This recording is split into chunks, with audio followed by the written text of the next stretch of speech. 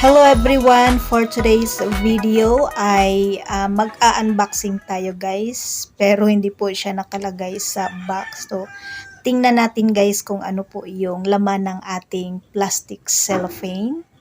So, kanina po ay galing po tayo ng school and then napadaan po tayo sa isang surplus store. Ayan guys, at nakabili po tayo ng ilang ceramic na gagawin nating pots. So, heto guys, ayan. Heto po yung ating mga nabili sa isang surplus store. Kasi, meron po tayong paparating na mga halaman. So, ayan guys, at nakabili tayo ng ilang piraso to. 20 pieces na ceramic. Ayan, at murang-mura guys. Hulaan nyo kung magkano to. Sobrang mura, 10 pesos lang po yan guys na ceramic pots. So, gagawin po natin tong mga pots. So, ito po sila ay wala pa pong butas.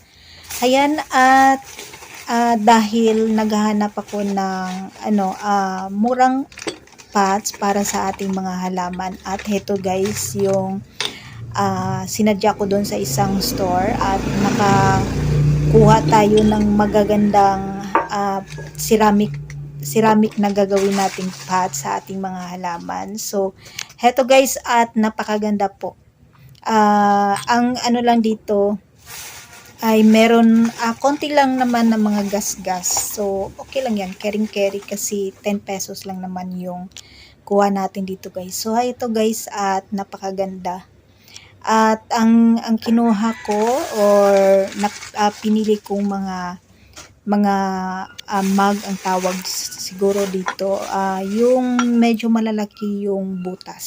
So, heto, at nakakuha tayo ng ganito guys, pero meron lang siyang konting gas-gas. So, ayan lang, ganyan lang yung kasi 10 pesos lang naman siya. So, ayan, tingnan pa natin guys kung ano yung nakuha natin. Heto guys, nakakuha tayo ng isang ball. Ayan. At maganda siya kasi malinis, walang gas-gas. Ayan. At abangan nyo guys kung ano po yung itatanim natin dito ng mga halaman. So, ito, at meron lang siyang basag, konti. Ayan, at meron naman pong hindi naman nawala yung basag. So, kinuha ko na 10 pesos lang naman guys. So, ang gagawin ko dyan, ididikit ko lang siya ulit para gumanda siya.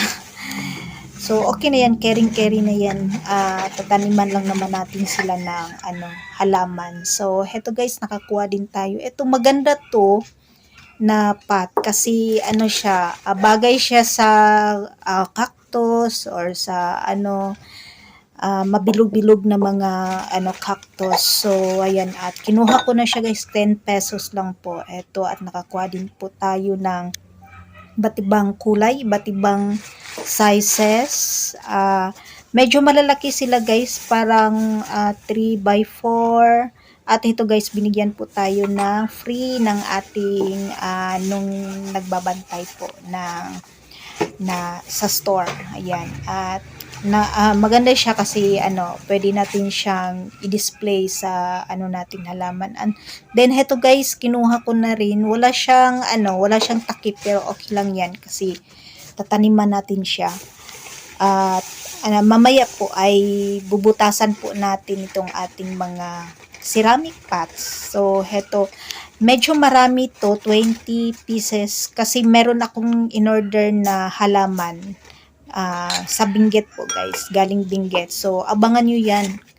Malapit na, 3 days lang ang shipping. So, na-ship na daw ng seller kahapon yung ating, or kahapon or kanina, yung ating halaman. So, siguro mga Thursday, Friday, dadating na po yung ating mga halaman galing Benguet. So, abangan nyo po guys kung ano po yung mga halaman na itatanim natin dito sa ating mga ceramic pots. So, ayan, 20 pieces na ceramic pots na nabili po natin sa isang surplus store sa halagang 10 pesos. So, 200 pesos po ito lahat.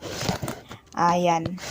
So ayan, at naghahanda po ako ngayon para sa ating dadating na mga halaman galing Benguet. So heto, at bubutasan po natin itong ating mga ceramic na pots. So ayan sila guys, medyo okay naman po, magaganda naman po yung ating nakuhang mga ceramic. So marami silang display sa 10 pesos na ceramic, and then yung iba medyo may kamahalan na. So ito na lang po yung kinuha ko, medyo marami kasi yung kailangan natin guys. So ayan sila, 20 pieces na pots, and then mamaya ay mag-prepare din po ako ng ating potting mix dito sa ating itatanim na mga halaman. So pero hindi pa po dumating yung ating halaman. So habangan niyo po yan guys, kung ano po yung mga itatanim natin dito na mga halaman sa ating mga ceramic pots. So ayan sila guys lahat. Ayan, ito yung gusto ko. Maganda siya taniman na cactus kasi meron tayong mga cactus dito sa ating munting garden. And then heto guys ay maganda din sa siyang gawing dish garden. Ayan, meron tayong free na siya, pang display siya sa isang dish garden na gagawin natin guys. So ayan sila lahat guys, and then update ko kayo kung ano yung mga itatanim natin dito sa ating mga nagagadahang ceramic pots na nabili po natin sa isang surplus store dito lang po sa Davao City. And then heto na guys yung ating mga binutasan na ceramic pots. So ayan na sila guys, meron na po silang butas, medyo matigas lang po talagang butasan yung ceramic pots. So ayan, at maglalagay lang po tayo dyan ng pumice stone para will drain po yung ating pot. So ayan guys, ang update sa ating crested Lowella. Ayan na siya, medyo lush na. And then medyo green lang po kasi maulan po dito sa ating location, na wala po yung kanyang kulay. At bago po tayo mag-end ay inahiyahan ko po kayong mag-subscribe dito sa ating YouTube channel at i-like and share na din po, at don't forget to hit the notification bell para updated po kayo sa i-upload nating video. And that's for today guys. Maraming salamat po sa inyong panunood dito sa ating YouTube channel. Happy planting everyone!